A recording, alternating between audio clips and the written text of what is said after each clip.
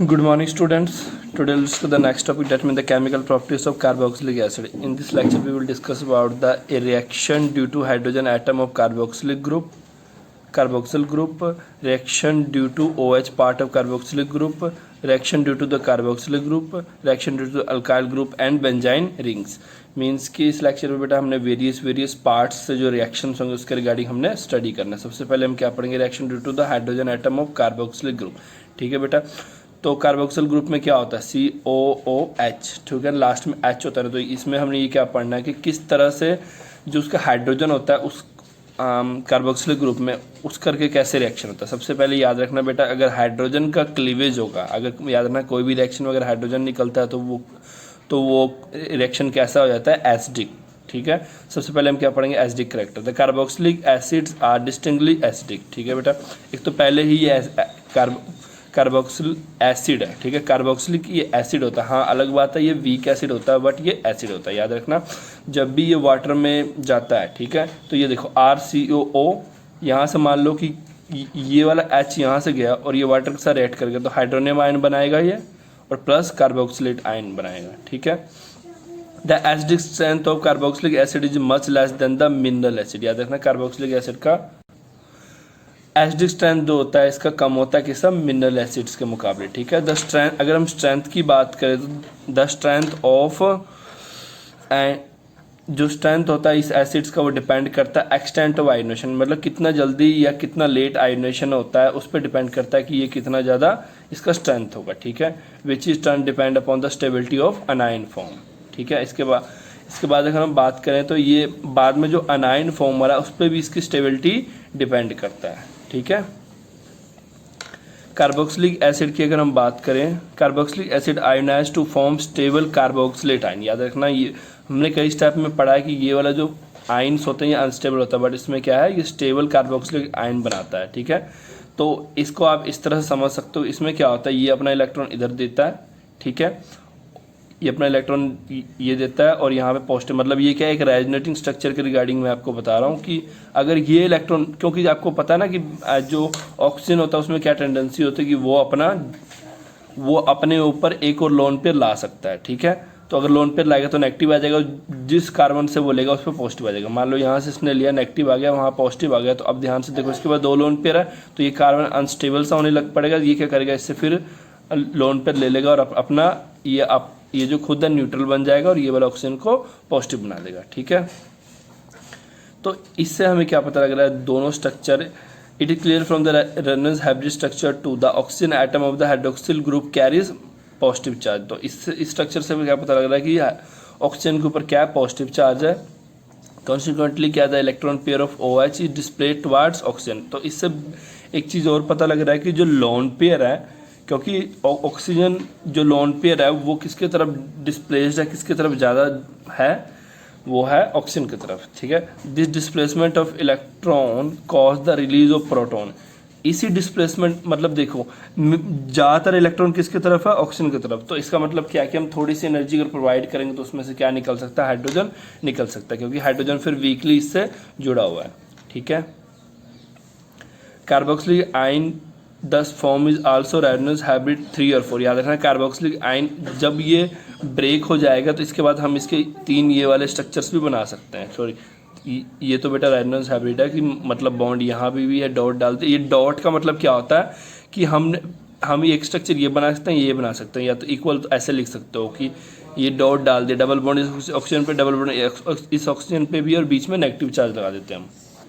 Next है कि we observe the resonance क्या होता है, लेस इंपॉर्टेंट है for the acid than carboxylate ion. इसका पीछे रीज़न क्या है, इसके पीछे रीज़न देखो, द कंट्रीब्यूटिंग स्ट्रक्चर जो कार्बोक्सिलिक एसिड का वो इक्विवेलेंट नहीं है। क्यों, क्योंकि 4 तरह के कंट्रीब्यूटिंग स्ट्रक्चर्स बन रहे हैं इसमें। ठीक है, वही अगर हम बात करें कार्बोक्सिलेट आयन का, वो एक बन रहा है। ठीक है, दूसरी बात क्या है कि कार्बोक्सिलिक एसिड पे पॉजिटिव नेगेटिव दोनों चार्जेस प्रेजेंट है, और अगर हम कार्बोक्सिलेट आयन देखें तो उस पर सिर्फ एक नेगेटिव चार्ज प्रेजेंट है। ठीक है, और अगर हम नेक्स्ट बात करें तो जो कार्बोक्सिलिक एसिड के रेजोनेंस स्ट्रक्चर्स है उनको ब्रेक अगर करना है तो हमें ज़्यादा एनर्जी प्रोवाइड करना पड़ेगा, बट ऐसा कोई भी केस नहीं है कार्बोक्सिलेट आयन में। ठीक है, मोर एनर्जी देयरफॉर याद रखना। तो अगर हमें ज़्यादा एनर्जी प्रोवाइड करना पड़ रहा है कि the structure 2 should contain more energy and therefore less stable then 1। याद रखना जितना ज़्यादा एनर्जी देना पड़ेगा उतना ही कम स्टेबल होगा दूसरे के मुकाबले। ओके, इसके बाद क्या है, the carboxylate ion more resonance stabilize than carboxylate. याद रखना कि अगर हम कार्बोक्सिलेट आयन की बात करें, जब H पॉजिटिव निकल जाएगा ये वाला, ये ज़्यादा रेजोनेंस स्टेबलाइज होता है, ठीक है, एज कम्पेयर टू ये वाला। अगर हम इसके बीच की बॉन्ड लेंथ के बारे में बात करूँ तो CO डबल बॉन्ड जो होता है वो CO डबल मतलब हमने देखना तो वैसे सिंगल बॉन्ड ही होता है। ये जो अगर ये डबल बॉन्ड बनाता है, आपको पता है ना, जो सिंगल बॉन्ड सबसे बड़ा, डबल उससे छोटा, ट्रिपल सबसे छोटा। डबल बॉन्ड 123 पिकोमीटर होता है, ये 136 पिकोमीटर होता है, ठीक है। यही कार्बोक्सिलेट आयन की बात करें तो कार्बोक्सिलेट आयन में देखो इन दोनों में क्या फ़र्क है। इसमें बात करो तो इसमें देखो दोनों का बॉन्ड लेंथ क्या है, इक्वल है, ठीक है। The stability of carboxylate ion can be understood in the term of the delocalization। delocalization का मतलब क्या होता है कि पाई इलेक्ट्रॉन डेंसिटी कहाँ प्रेजेंट है। अब ये कार्बोक्सिलेट आयन पे बात करो, अगर ये रेजोनेंस हाइब्रिड स्ट्रक्चर है तो इससे हम क्या शो कर रहे हैं, तो पाई इलेक्ट्रॉन दोनों पे प्रेजेंट है। ये हमने वैसे तो ये डॉट डॉट का मतलब होता है कि ये दोनों प्रेजेंट है पार्शली पार्शली, और बीच में नेगेटिव चार्ज है दोनों का, ठीक है। द कार्बन एटम इन्वॉल्व, याद रखना इसमें जो कार्बन एटम है वो sp2 हाइब्रिडाइज्ड है, leaving 1 unhybridised pi orbitals. This pi orbital can overlap sidewise with the either of the pi orbitals of the oxygen, ठीक है ना। मतलब मैं आपको कैसे बता सकता हूँ कि ये देखो, एक तो सिंगल बॉन्ड बना हुआ है ये वाला, एक सिंगल बॉन्ड बनाया हुआ है ये वाला, ठीक है। बट ये देखो ये इसकी स्ट्रक्चर है, हमने कार्बोक्सिलेट आयन पीछे देखा था ना कि जब यहाँ से ये चल जाएगा, यहाँ नेगेटिव चार्ज आएगा, उसके बाद वाला स्ट्रक्चर दिखा रहे हैं, ठीक है। एक तो सिंगल बॉन्ड से जुड़ा हुआ है, एक सिंगल बॉन्ड से ये जुड़ा हुआ है, और यहाँ पे डबल बॉन्ड भी दिखाना है। डबल बॉन्ड के लिए क्या होता है कि इसका जो इम्पिटी हाइब्रिडाइज्ड ऑर्बिटल होता है कार्बन का, पी का ऑर्बिटल जो होता है, इसका जो पी का ऑर्बिटल होता है, वो दोनों क्या करते हैं आपस में ये जुड़ते हैं। आपने हाइब्रिडेशन वाला टॉपिक पढ़ा होगा +1 में, वहाँ से आपको एक क्लियर हो गया होगा कि ये मैं क्या बात कर रहा हूँ, ठीक है। जब ये जुड़ता है तो फिर क्या करता है, फिर क्या करता है बेटा, ये पाई बॉन्ड बनाता है, ठीक है। पाई बॉन्ड तभी बनता है जब साइड वाइज ओवरलैपिंग होते हैं, किसमें, अनहाइब्रिडाइज्ड पाई ऑर्बिटल्स में, ओके। अगर मैं बात करूं किस तरह से एक्सप्रेस करेंगे स्ट्रेंथ ऑफ कार्बोक्सिलिक एसिड की, तो the carboxylic acids are acidic, ठीक है। ये तो सीधी सी बात है, चाहे वीक एसिड पर ये एसिडिक इन नेचर होता है। They are much weaker acid than minerals acid, but याद रखना ये कम वीकर होता है मिनरल्स एसिड के मुकाबले। नेक्स्ट जो अगर बात करूं मैं, द स्ट्रेंथ ऑफ कार्बोक्सिलिक ऐसे एक्सप्रेस करेंगे in term of dissociation constant. याद रखना बेटा कि कोई भी चीज़ का स्ट्रेंथ अगर एक्चुअली में हम देखते हैं ना, वो डिसोसिएशन कांस्टेंट के तौर पे ही देखते हैं, ठीक है ना, कि कितना डिसोसिएशन कांस्टेंट। डिसोशिएट होना का मतलब होता है टूटना, ठीक है। एसोसिएट का मतलब जुड़ना, ठीक है। कितना एनर्जी लगता है डिसोसिएट होने में, ये बेटा एक तरह का मैथमेटिकल इंप्रेशन तो नहीं कह सकते, बट ये मेनली जो यूज़ होता है फिजिकल केमिस्ट्री में आपका यूज़ होता है, बट समटाइम जो हम ऑर्गेनिक में भी यूज़ करते हैं कि किसी चीज़ का डिसोसिएशन कांस्टेंट देख के हम बता सकते हैं वो कितना ज़्यादा एसिडिक है, कितना ज़्यादा मतलब कितना पावरफुल है वो, ठीक है, वो बता सकते हैं हम। इसको हम लिखते हैं Ka से। याद रखना ये कभी भी ये लिखना हो तो हम क्या करेंगे, आप क्या करोगे, प्रोडक्ट वाला साइड को ऊपर लिखोगे और रिएक्टेंट वाले साइड को नीचे एज इट इज लिखोगे। लिख दिया आपने, ठीक है, ओके। तो ये आप ऐसे लिखोगे Ka इक्वल टू दिस, ठीक है। आप इसको एक्चुअल में यहाँ क्या लिखा, K इक्वलेंट, जब वो इक्वलेंट था तो ऐसे है, और इसके बाद क्या, K डिसोसिएटेड किसके बराबर होता है, K इक्वलेंट किसके बराबर होता है, ये इसके, ठीक है। और याद रखना ये जो रिएक्शन मेनली हो रहा है किसके अंदर हो रहा है, वाटर के, तो हमने यहाँ पे वाटर लिख दिया, ठीक है। K इक्विलिब्रियम क्या है, इक्विवेलेंट नहीं है, K EQ को मतलब है इक्विलिब्रियम, ठीक है, equilibrium. K equilibrium is the equilibrium constant and K क्या है, डिसोसिएशन कांस्टेंट, ठीक है। Dissociation constant generally called acidity constant, कितनी एसिडिटी है उससे ये हमें पता लग जाता है, ठीक है, because it measure the relative strength of the acid, ये मेजर करता है कितना स्ट्रेंथ है उस एसिड का। The stronger the acid larger with the K, जितना ज़्यादा Ka वैल्यू होगा उतना ज़्यादा क्या होगा, ये स्ट्रॉन्गर होगा, ठीक है। Dissociation constant of acid can be express in term of pKa। ये आपने वो कि आपको शायद याद होगा वो वाला लॉग वाला, H positive equal to minus log H, वो वाला शायद याद होगा आपको, वो यही है, ठीक है बेटा। इन टर्म ऑफ पी के ए कैसे लिखते हैं हम, पी के ए इक्वल टू होता है माइनस लॉग के ए, ठीक है। A stronger acid will we have, याद रखना जितना ज़्यादा स्ट्रॉन्गर एसिड होगा, बस इतना चीज़ याद रखना, स्ट्रॉन्गर एसिड का हायर के ए होगा और लोअर पी के ए होगा, बस इतना चीज़ याद रखना। के ए और पी के ए में क्या डिफरेंस है, ये दूसरे के इन्वर्सली प्रोपोर्शनल। इन्वर्सली प्रोपोर्शनल का मतलब होता है जिसका जितना कम पी के ए वैल्यू होगा वो उतना ज़्यादा क्या होगा, एसिडिक होगा, ठीक है।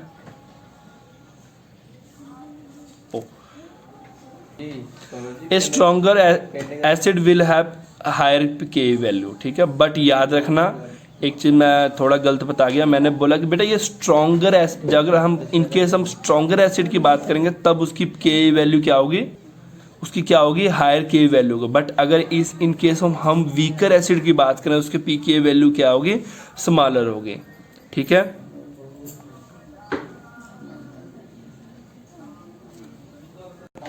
ठीक है बेटा, अब ये दोबारा मैं बताता हूँ कि बट स्मॉलर, जितना स्मॉलर पी के वैल्यू होगा उतना ही वीकर वो एसिड होगा। देख जो मैंने बोला था बेटा वो सही बोला था कि जितना लार्जर वैल्यू पी के ए का होगा उतना ही एसिड क्या होगा, वीक होगा, ठीक है। याद रखना बस एक चीज़ को याद रखो, दूसरे को लर्न करने की नीड नहीं होती है। आप के ए की याद रखो, के ए ज़्यादा एसिडिक, पी के ए ज़्यादा कम एसिडिक, ठीक है।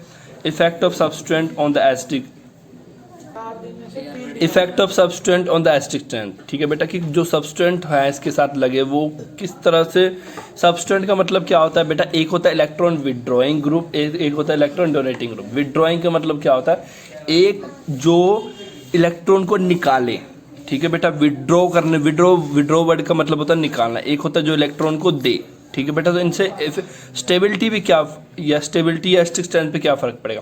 सब्सटेंट have the mark effect on the acidic strength, याद रखना बेटा जो सब्सटेंट काफ़ी ज़्यादा इफेक्ट डालता है, ठीक है। Nature of substituent effect the stability of conjugate base, याद रखना जो नेचर ऑफ सब्सट्रैक्ट है कि कौन सा चीज़ लगा, इलेक्ट्रॉन विड्रॉइंग की इलेक्ट्रॉन डोनेटिंग, वो काफ़ी ज़्यादा इफेक्ट डालता है इसके स्टेबिलिटी पे, ठीक है। किसके, कार्बोक्सिलिक आयन के specially, hints effect the acidity of carboxylic acid, ठीक है। In general electron withdrawing group की अगर बात करें, अगर याद रखना जो इलेक्ट्रॉन विड्रॉइंग मतलब जो विड्रॉइंग का मतलब आप ऐसा समझो कि जो क्या करे, कार्बन में से इलेक्ट्रॉन को, ठीक है।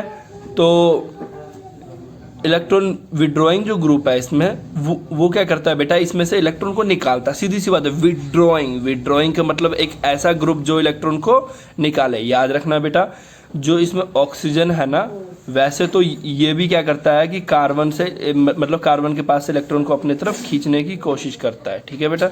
और याद रखना जितना ज़्यादा इलेक्ट्रॉन विड्रॉइंग ग्रुप लगा होगा उतना ही ज़्यादा क्या होगा, इन स्टेबिलिटी बढ़ेगी इस एसिड्स की, ठीक है बेटा।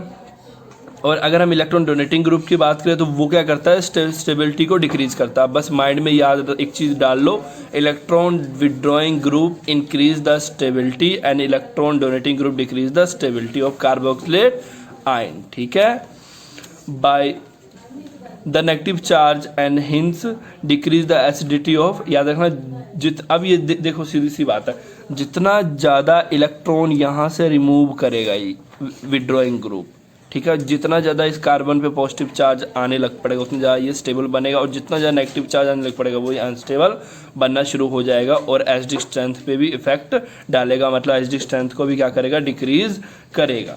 इलेक्ट्रॉन डोनेटिंग ग्रुप की अगर बात करें, अल्काइल सब, अब ये देखो डोनेट करने वाला ग्रुप कौन सा, मान लो इसके साथ, इस कार्बन के साथ 3 अदर कार्बन जुड़े। याद रखना ये जो CH3 होता है ये क्या करता है, डोनेट करता है इलेक्ट्रॉन, ठीक है।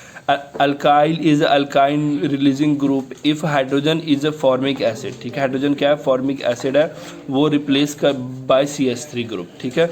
तो ये क्या बनाएगा, एसिडिक एसिड बनाएगा। मान लो कि हम क्या करते हैं, यहाँ पे CH3 ग्रुप लगा देते हैं, ठीक है। अल्काइल ग्रुप टेंड्स टू याद रखना जो अल्काइल ग्रुप है वो क्या करेगा, इस कार्बन को इलेक्ट्रॉन, ये एरो का मतलब है कि ये इलेक्ट्रॉन दे रहा है, ठीक है, और इस एरो का मतलब होता है ये इलेक्ट्रॉन ले रहा है।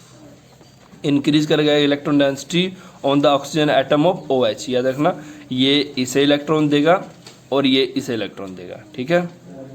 कैंसिक्वेंटली अगर ये इलेक्ट्रॉन डेंसिटी इंक्रीज करेगा तो क्या होगा कि the release of H positive acidic acid. याद रखना, आप खुद सोचो मैंने ये बात क्यों बोला, एसिडिक स्ट्रेंथ बढ़ेगा या घटेगा। अब मैं आपको थोड़ा डेमोस्ट्रेट भी दे देता हूँ। मैंने क्या बोला था कि जितना ज़्यादा पॉजिटिव चार्ज इस ऑक्सीजन पे आएगा उतना जल्दी ये हाइड्रोजन रिमूव करेगा। बट आप खुद सोचो, अगर कोई ऐसा ग्रुप आ जाए जो बोलता है मेरे से इलेक्ट्रॉन ले ले, ये इससे ले रहा है, तो ये कम इलेक्ट्रॉन एक्टिव इसके मुकाबले ये इससे खींच रहा है, तो ये भाई ऑलवेज नेगेटिव रहेगा। अगर ये नेगेटिव रहेगा तो ये हाइड्रोजन को छोड़ेगा क्यों? ये तब तक नहीं हाइड्रोजन को छोड़ेगा जब तक इसके बाद पॉजिटिव चार्ज आना शुरू ना हो जाए। ये कब होगा? जब एक ऐसा ग्रुप लगे जो इस कार्बन को देने की जगह कार्बन से लेना शुरू कर जाए। ठीक है, ये देखो एच पॉजिटिव एसिटिक एसिड जो रिलीज होगा काफ़ी डिफिकल्ट होगा, इस करके क्या होगा, वो कम एसिडिक होगा as compare to formic acid. Apart अगर मिथाइल ग्रुप, ठीक है बेटा, ये इतना समझ लो। इसके बाद अगर हम बात करें इलेक्ट्रॉन विड्रॉइंग ग्रुप, सीधे नीचे आ जाओ। ये बेटा इसकी स्टेबिलिटी है कि ये देख लेना आप, ठीक है। सी ये सबसे ज़्यादा स्टेबल है, मतलब जिस कार्बन के साथ 3 मिथाइल ग्रुप लगे वो ज़्यादा स्टेबल, सबसे ज़्यादा। अब ये देखो ये स्टेबल की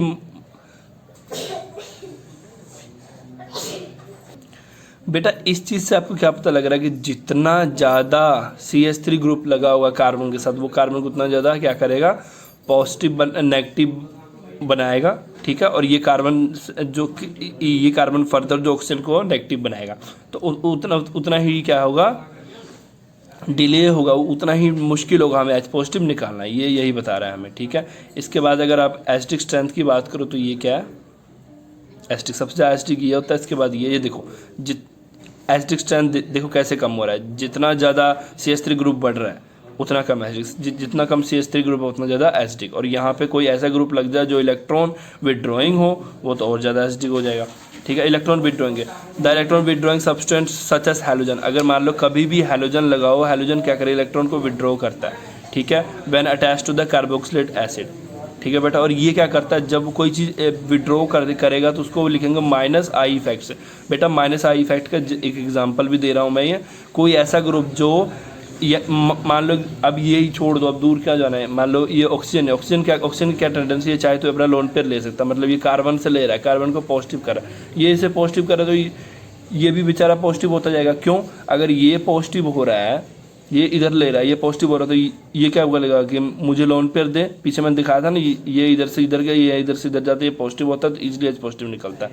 तो अगर ये नेगेटिव इसे क्या करेगा, पॉजिटिव करेगा, तो ये इसे पॉजिटिव करेगा और एच पॉजिटिव जल्दी निकलेगा और ये क्या हो जाएगा, ज़्यादा एसिडिक हो जाएगा। नेक्स्ट है effect of number of halogen. The inductive effect increase with increase the number of halogen. देख लेना, जितना ज़्यादा हैलोजन एटम लगेगा अब ये देखो बेटा, जितना ज़्यादा हैलोजन एटम लगेगा, इस मान लो कि यहाँ पे मैंने 3 हैलोजन एटम लगा दिया इसके साथ। सबसे पहले एक लगाया तो एक तो खींच ही रहा है। बट खुद सोचो ना, अगर एक आदमी खींच रहा है, फिर 2 आदमी खींचे, फिर 3, तो 3 सोचो कितना ज़्यादा 3 इतना ज़्यादा डेफिशिएंट कर रहा है ना इसको। डेफिशिएंट मतलब इसके सारे इलेक्ट्रॉन से खींच लेगा अपने तरफ, मतलब कि आउटर मोस्ट शेल वाले इतना ज़्यादा इलेक्ट्रॉन खींच लेगा कि इतना ज़्यादा पावरफुल होंगे कि इसके इलेक्ट्रॉन तो खींच रहे हैं, इसके इलेक्ट्रॉन भी खींच लेंगे साथ में। ठीक है, और ये इतना ज़्यादा 3 खींच रहे हैं कि ये मतलब इनका जो पावर है ये एट लास्ट ऑक्सीजन इसके साथ भी पहुँच जाएगा।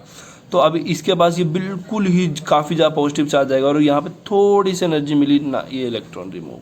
ठीक है, मतलब क्या है कि जितना ज़्यादा हैलोजन बढ़ेगा उतना ज़्यादा क्या होगा, एसिडिक स्ट्रेंथ भी बढ़ेगा। ठीक है, nature of halogen atom. The strength of carboxylic acid also depend on the nature of electron withdrawing atom. याद रखना, जितना ज़्यादा इलेक्ट्रोनेगेटिव होगा, याद रखना बेटा, जितना ज़्यादा इलेक्ट्रोनेगेटिव ग्रुप लगा होगा उसके साथ उतना जल्दी ही वो इलेक्ट्रॉन को खींचेगा। सबसे ज़्यादा इलेक्ट्रोनेगेटिव होता है फ्लोरीन, फिर क्लोरीन, फिर ब्रोमीन, फिर आयोडीन। ठीक है, मतलब अगर फ्लोरीन लगा तो उसका एसिडिक स्ट्रेंथ सबसे ज़्यादा होगा, फिर क्लोरीन, फिर ब्रोमीन, फिर आयोडीन। ठीक है, अब ये भी डिपेंड करता है पोजीशन ऑफ हैलोजन ग्रुप पे भी डिपेंड करता है।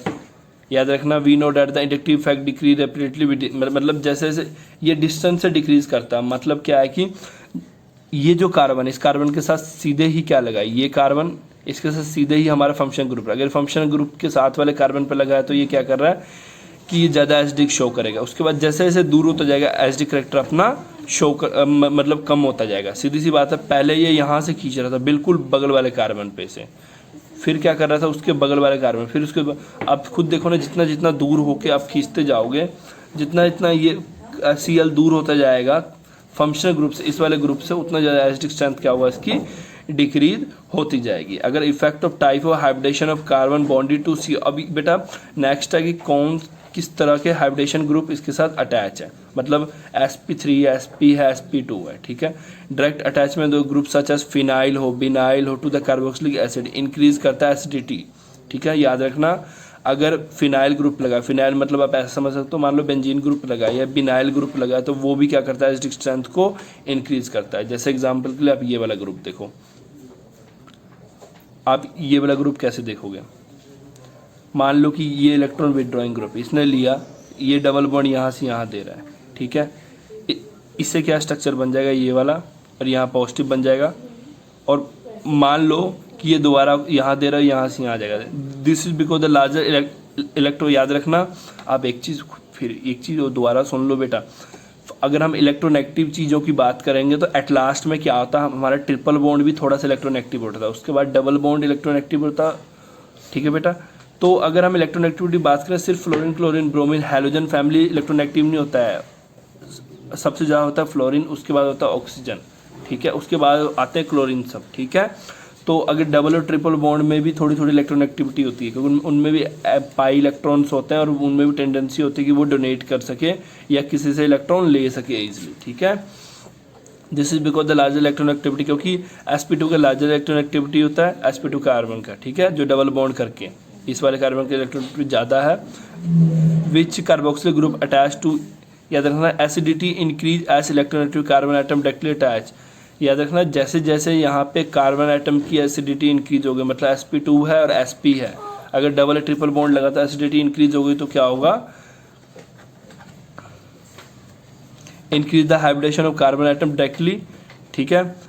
मतलब ये देखो सबसे ज़्यादा देखो sp3 ज़्यादा होता है, sp2 सबसे ज़्यादा होता है sp, ठीक है। फॉर एग्जांपल के लिए आप यहाँ से समझो, जैसे जैसे डबल बॉन्ड ट्रिपल बॉन्ड बढ़ेगा उस तरह से क्या होगा, सबसे ज़्यादा क्या है बेटा, ट्रिपल बॉन्ड है तो इसकी ज़्यादा एसिडिटी होगी, फिर इसकी, फिर इसकी, फिर सबसे कम इसकी, ठीक है। अब यहाँ क्या रहोगे, डबल बॉन्ड नहीं है सर, पर यहाँ बेंजीन ग्रुप है, बेंजीन ग्रुप पे अल्टरनेटिव पोजीशन पे क्या होता है, डबल या डबल बॉन्ड्स प्रेजेंट होते हैं। ये देख लो एग्जांपल के लिए, ओके, ये यहाँ से बॉन्ड देगा तो यहाँ से बॉन्ड लेगा, ठीक है। तो एट लास्ट में क्या होगा, यहाँ से ईज हो जाएगा, याद रखना। हाँ देखो बेटा, मेन काम क्या हमारा, प्रोटॉन रिलीज करना ना, प्रोटॉन यहाँ से रिलीज करो चाहे इधर से रिलीज करो, रिलीज होना चाहिए, ठीक है। Benzoic acid more acidic than the acidic acid, अब यहाँ क्वेश्चन आ गया why benzoic acid more acidic than acidic acid, क्यों, बेंजोइक एसिड में क्या होता है, sp2 कार्बन होता है, ठीक है, phenyl ring, while the acidic acid में क्या होता है, sp3 कार्बन होता है, ठीक है। और sp2 कार्बन ज़्यादा एसिडिक होता है sp3 कार्बन के मुकाबले, एक रीजन ये हो गया, ठीक है। Formic acid does not contain alkyl group, ठीक है बेटा, ये आप इतना ही कर लो, इतना ज़्यादा डिटेल्स में जाने की नीड नहीं है। यहाँ से ये वाला टेबल आप देख सकते हो, ठीक है, इससे थोड़ा सा आपको रिवाइज हो जाएगा, अच्छे से कर लेना। ये जो कंसेप्ट्स मैं आपको बता रहा हूँ कि विड्रॉ करने वाला एसिडिटी बढ़ाता है, और ये देखो स्ट्रेंथन द एसिड, और ये डोनेट करने वाला घटाता है। ये सब चीज़ें आप माइंड में अच्छे से डाल लो, ये क्योंकि वहाँ पे आपको खुद करना पड़ेगा ये, ठीक है, अच्छे से इसको कर लो, ओके। ये रहा इनकी एसिडिटी ऑर्डर, ये रहा सबसे कम ये, फिर इसके बाद ये, फिर ये, फिर ये, फिर ये, सबसे देखो फ्लोरीन सब ज़्यादा एसिडिक होते हैं, ये सब चीज़ें।